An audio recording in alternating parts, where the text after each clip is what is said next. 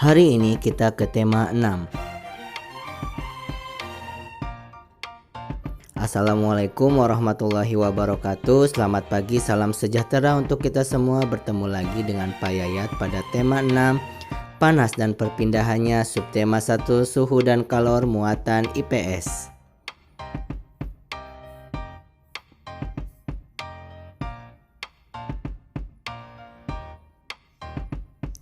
Mengidentifikasi interaksi manusia dengan lingkungan alam dan pengaruhnya. Interaksi adalah suatu kegiatan yang terjadi antara dua objek dan saling memengaruhi satu sama lain.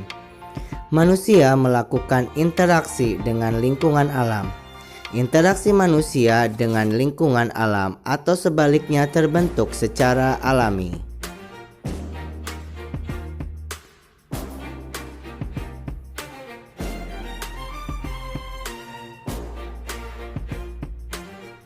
Perhatikan gambar. Petani berinteraksi dengan sapi untuk membajak sawah. Selanjutnya, perhatikan gambar. Interaksi petani dengan kelapa sawitnya. Buah kelapa sawit yang sudah dipanen kemudian dikirim ke perusahaan minyak goreng.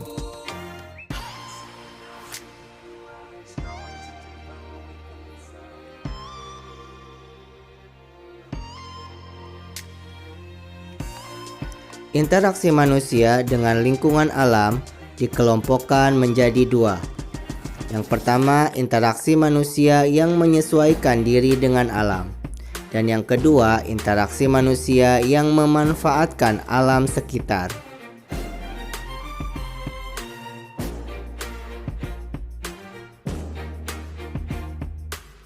Perhatikan contoh interaksi manusia dengan lingkungan alam dalam tabel berikut. Interaksi manusia yang menyesuaikan diri dengan alam dan interaksi manusia yang memanfaatkan alam sekitar. Yang pertama, nelayan memiliki waktu untuk berlayar sesuai dengan keadaan cuaca agar terhindar dari bencana dan memperoleh tangkapan ikan yang banyak. Untuk interaksi manusia yang memanfaatkan alam sekitar, manusia mengolah sumber daya alam untuk beragam kebutuhan seperti makanan, pakaian, dan industri. Yang kedua, petani menyesuaikan waktu tanam dengan musim hujan agar tanamannya dapat tumbuh dengan baik. Kemudian, manusia membangun bendungan untuk mengairi lahan pertanian yang kekurangan air. Kemudian yang ketiga, manusia menghindari tinggal di daerah yang rawan bencana. Manusia membuka lahan pertanian dan perkebunan.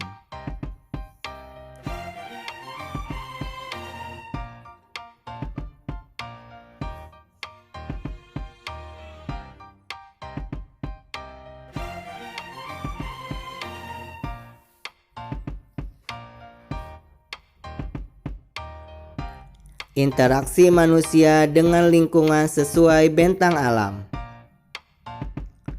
Interaksi manusia dengan lingkungan alam di pegunungan. Pegunungan adalah tempat yang terdiri atas gunung-gunung dengan jumlah lebih dari satu. Sumber daya alam di daerah pegunungan antara lain teh, kopi, ubi, sayuran, dan buah-buahan. Pekerjaan utama masyarakat di pegunungan adalah petani.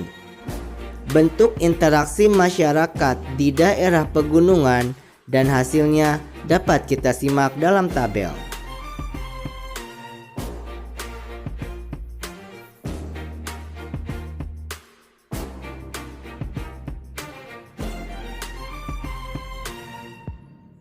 Interaksi manusia dengan lingkungan alam di pegunungan.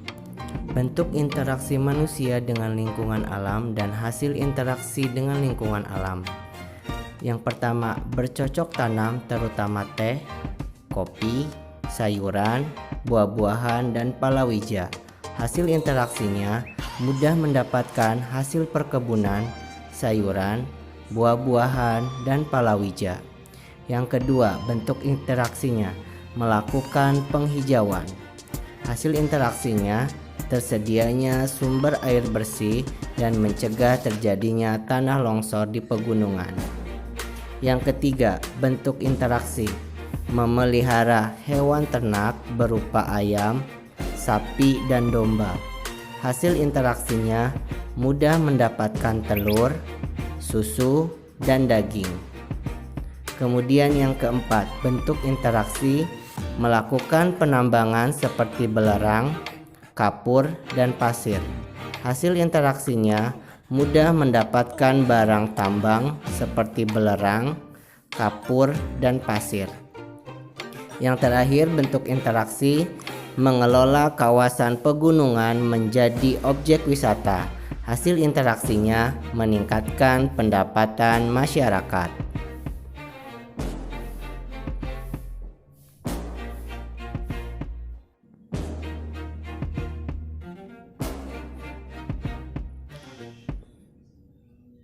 Interaksi manusia dengan lingkungan alam di dataran rendah. Dataran rendah adalah bagian daratan yang datar dengan ketinggian antara 0 sampai 200 meter di atas permukaan laut. Sumber daya alam yang terdapat di daerah dataran rendah antara lain padi, jagung, kacang tanah, tebu, dan kayu jati. Pekerjaan utama masyarakat di dataran rendah adalah petani dan peternak. Bentuk interaksi masyarakat di daerah dataran rendah dapat kita simak dalam tabel berikut.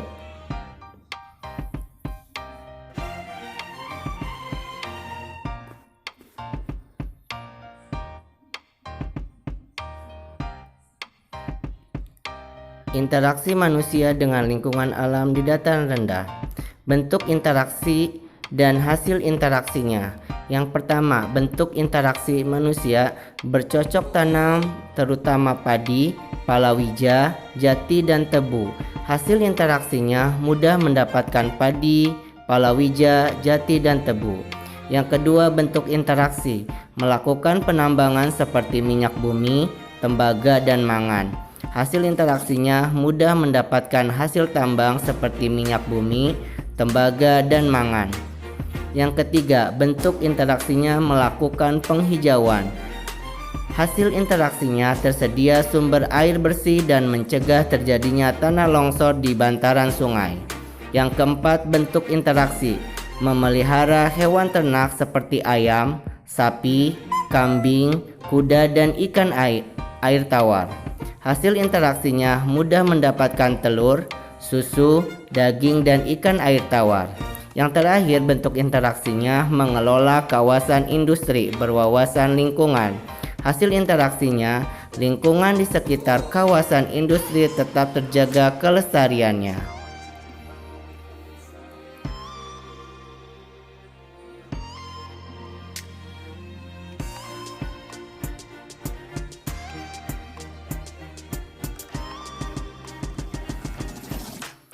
Interaksi manusia dengan lingkungan alam sesuai bentang alam.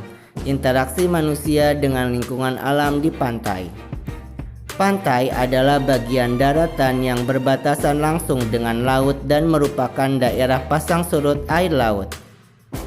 Sumber daya alam yang terdapat di daerah pantai antara lain ikan, kerang, kelapa, rumput laut, dan terumbu karang.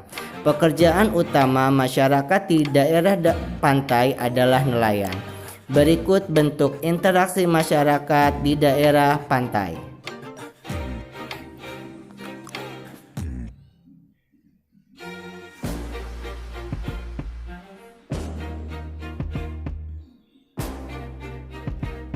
Bentuk interaksi manusia dan hasil interaksinya. Yang pertama, menjadi nelayan. Hasil interaksinya mudah mendapatkan ikan. Yang kedua, bentuk interaksi melakukan budidaya sumber daya laut seperti udang, ikan air payau, rumput laut, dan kerang mutiara. Hasil interaksinya mudah mendapatkan hasil sumber daya laut seperti udang, ikan air payau, rumput laut, dan kerang mutiara. Yang ketiga, bentuk interaksinya melakukan budidaya dan penanaman pohon kelapa. Hasil interaksinya mudah mendapatkan kelapa. Yang keempat, bentuk interaksi menanam pohon bakau di daerah pantai.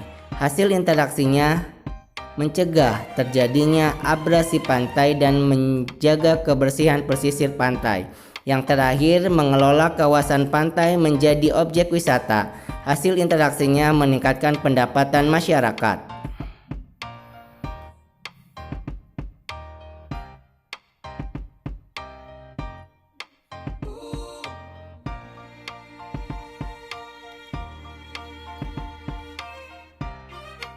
Menyebutkan pengaruh interaksi manusia dengan lingkungan terhadap pembangunan.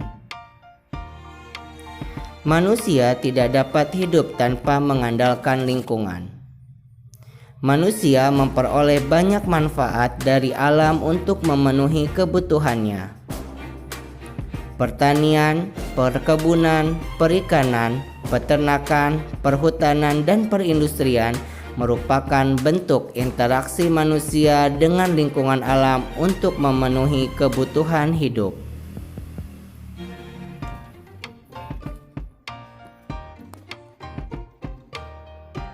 Namun, tidak semua interaksi manusia dengan alam berdampak baik bagi alam. Berikut pengaruh negatif interaksi manusia dengan lingkungan. Yang pertama, pengaruh negatif dari pertanian. Menggunakan pupuk kimia buatan dapat merusak tanah. Usaha untuk memperbaikinya menggunakan pupuk kandang dan pupuk kompos. Yang kedua, kegiatan interaksi perkebunan. Pengaruh negatifnya, menggunakan pestisida buatan dapat menyebabkan pencemaran lingkungan. Usaha untuk memperbaikinya menggunakan pestisida alami dari tumbuhan seperti tembakau, cengkeh, serai wangi, dan bunga krisan. Yang ketiga, peternakan. Pengaruh negatifnya, membuang limbah peternakan ke sungai dapat menyebabkan bau tidak sedap. Usaha untuk memperbaikinya memanfaatkan limbah peternakan sebagai bahan pupuk dan energi alternatif. Yang keempat, perikanan. Pengaruh negatifnya, membuang limbah sisa pengolahan ikan secara sembarangan dapat menyebabkan pencemaran lingkungan. Usaha untuk memperbaikinya memanfaatkan limbah sisa pengolahan ikan sebagai bahan pupuk dan pakan ternak ikan.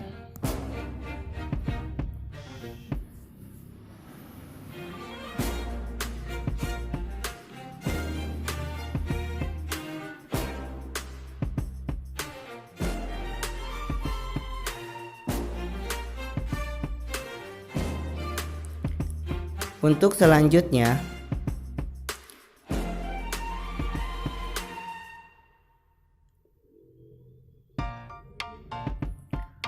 perhutanan dan perindustrian. Yang kelima, perhutanan. Pengaruh negatif, menebang pohon-pohon hutan secara sembarangan dapat menyebabkan tanah longsor dan kebakaran hutan. Usaha memperbaikinya melakukan sistem tebang pilih, reboisasi, dan tidak melakukan pembakaran di sembarang tempat. Yang terakhir, perindustrian. Pengaruh negatifnya, membuang limbah padat industri secara sembarangan dapat menyebabkan banjir. Limbah cair dapat merusak ekosistem air dan limbah gas dapat menyebabkan pemanasan global. Usaha untuk memperbaikinya mengolah limbah padat menjadi benda lain yang berguna, mengolah limbah cair sebelum dibuang, dan mengontrol emisi gas buangan industri.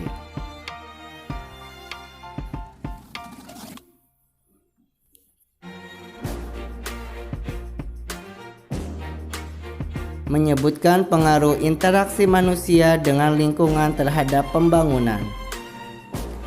Dampak interaksi manusia dengan lingkungan pada perkebunan kelapa sawit. Dampak positifnya meningkatkan lapangan pekerjaan penduduk sekitar, kemudian meningkatkan pembangunan daerah seperti dibangunnya akses jalan raya, Kemudian yang ketiga, pendapatan penduduk semakin meningkat. Dan yang keempat, dibangunnya sarana dan prasarana.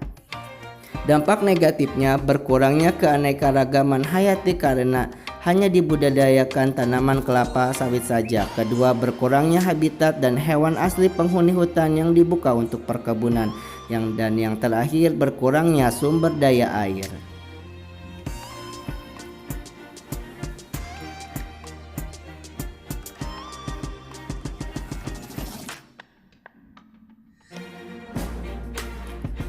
Itu saja yang dapat disampaikan pada tema 6 subtema 1 muatan IPS. Kita ketemu di lain kesempatan. Wabillahi taufiq walhidayah. Wassalamualaikum warahmatullahi wabarakatuh.